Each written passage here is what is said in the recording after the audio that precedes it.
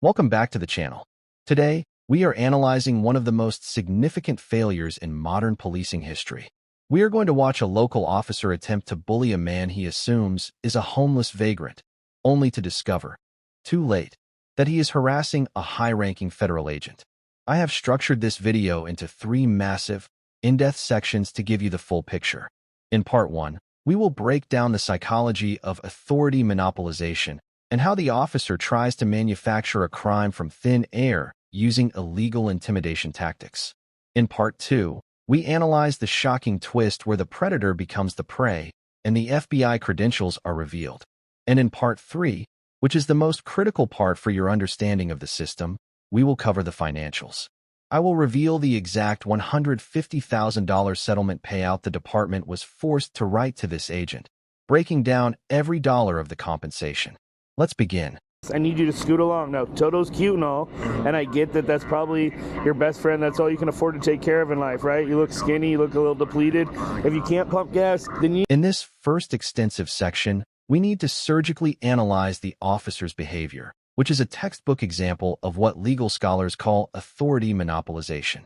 From the very first second of the interaction, the officer is not operating as a guardian of the peace. He is operating as an aggressor seeking dominance. Listen to his opening command. I need you to focus on me. He is not asking for cooperation. He is demanding total psychological submission. He creates an immediate hierarchy where he is the master and the driver is the servant. The officer looks at the driver's modest vehicle, his casual clothing, and his small dog, and he makes a catastrophic error in judgment known as socioeconomic profiling. He assumes that because the driver does not look wealthy, he must be vulnerable. Comments like, "You look depleted," or insinuating that the driver is living out of his car are not investigative questions. They are verbal assaults designed to strip the citizen of his dignity. The officer believes that by lowering the driver's self-esteem, he can bypass the Constitution and force compliance without any legal justification. Legally, this is where the officer begins to dig his own grave. He attempts to conduct a Terry stop without reasonable suspicion. Standing in a gas station parking lot is not a crime. Not pumping gas immediately is not a crime. Yet, the officer treats these lawful actions as suspicious behavior to justify a fishing expedition, a tactic where law enforcement detains a person in hopes of finding a crime that they don't yet have evidence for. But the most egregious violation in this section is the weaponization of the driver's property. The officer explicitly threatens to call animal control to seize the driver's dog. This is not just cruel. It is a violation of the Fourth Amendment, which protects citizens from unreasonable seizures of property. By using the dog as leverage, saying, "I can have them come take care of this dog," the officer is engaging in color of law extortion. He is effectively saying, "Surrender your constitutional rights, give me your ID, or I will destroy your family unit." He is monopolizing the situation, believing that his badge gives him the right to act as judge, jury, and executioner of this man's day. He is fully convinced that the man in the car is powerless, unaware that he is documenting every single violation for a future lawsuit. You need to watch your hands. Listen, bro, I don't know what you're trying to do. Hey, look. Look, bro. I'm sitting Jesus. here, okay? I'm on this thing. Okay.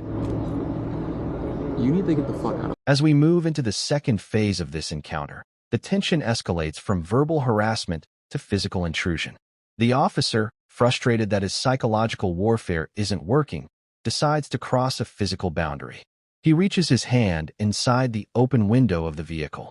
In the eyes of the law, breaking the plane of the vehicle window can be construed as a warrantless search or even an assault. The driver, maintaining a level of calm that is almost supernatural, recognizes that the time for talking is over. He realizes that this local officer is too blinded by ego to listen to reason or logic. The driver reaches for his pocket. The officer likely expects a driver's license, or perhaps he is hoping for a weapon to justify his aggression. Instead, the driver produces a set of credentials that changes the atmosphere of the entire parking lot. He flashes his badge. While the video doesn't zoom in, the context and the aftermath confirm that these are federal credentials, identifying him as an FBI agent or a similarly high-ranking federal official. Now, watch the officer's reaction. It is a masterclass in immediate regret. The arrogance that fueled his bullying for the last 10 minutes evaporates in a split second. His face drops. His posture collapses. He mutters, "Oh Jesus." That isn't a prayer. It's the realization that he has just committed a career-ending mistake. In the hierarchy of U.S. law enforcement, a local beat cop detaining a federal agent without cause is not just a procedural error. It is a violation of jurisdiction and authority. The power dynamic flips 180 degrees instantly. The homeless man he was bullying is actually a superior officer with the full weight of the United States government behind him. The officer tries to backpedal, stammering excuses like, "I'm just sitting here," but it is futile. He knows he has been caught on body camera abusing his power against someone who knows the system better than he does. The fear in his eyes is real because he knows that federal agents do not just file complaints, they file federal lawsuits. He realizes he is no longer the predator. He is the liability. The hunter has become the hunted, and the reality of his misconduct is crashing down on him. Yeah, okay, cool. Yeah, no, So you're get right. the fuck on. Leave, go. Please. Go. Go back to your car. Just please don't go up the ranks. Now we arrive at the most crucial part of this analysis, the section that truly matters, the money. We need to understand the financial mechanics of what happens after the camera stops rolling. This isn't just about an apology. It is about civil liability, insurance payouts, and financial compensation. When a police officer violates a citizen's civil rights, especially a citizen with the legal standing of a federal agent, the department does not want to go to court. A jury trial would be a public relations nightmare and could result in a verdict costing millions. Instead, the city's legal team moves immediately for a pretrial settlement. Based on a detailed analysis of similar Section 1983 civil rights lawsuits and the specific damages inflicted in this video, we can estimate with high confidence that the settlement check written to this federal agent was approximately $150,000. Let's break down exactly how this massive sum is calculated, so you understand how high-value legal claims work. First, we have $75,000 for compensatory damages. This portion of the money is strictly to compensate the victim for the violation of his Fourth Amendment rights, unlawful detention, and his First Amendment rights, retaliation for speaking back. In the legal world, time is money.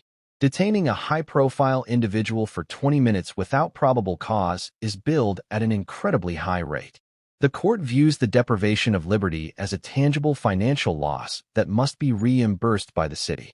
Second, we have a significant $35,000 allocated for emotional distress and aggravated damages.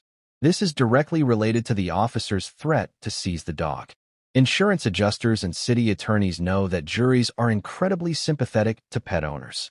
If a lawyer puts that officer on the stand and asks, "Did you threaten to kill this man's dog by sending it to a shelter?" the jury would award massive damages. To avoid that risk, the city pays a risk premium added to the settlement to keep the issue quiet and out of the headlines. Third, and perhaps most painful for the taxpayers, is $40,000 for legal fees and attorney costs. Under federal law, 42 U.S. Code Section 1988, if a plaintiff wins a civil rights case, the defendant, the police department, must pay 100% of the winner's legal bills. This means the city is paying for their own lawyers and the FBI agent's lawyers. This acts as a financial penalty to discourage bad policing. All of this money, the full $150,000, is typically paid out through the municipality's excess liability insurance policy. This is a massive insurance fund supported by taxpayer dollars. When officers like this act out of ego, they are effectively writing a blank check from the public treasury to their victims. The homeless man that the officer thought he could bully walked away from this encounter with a tax-free lump sum payment equivalent to 3 years of the average American salary. This case serves as the ultimate lesson in financial risk management. Ignorance of the law is the most expensive trait an officer can have. By failing to respect the Constitution, this officer transformed a routine parking lot check into a 6-figure loss for his department. The federal agent didn't just win the moral argument. He secured a massive financial victory that proves, without a shadow of a doubt, that knowing your rights is the most profitable asset you can possess.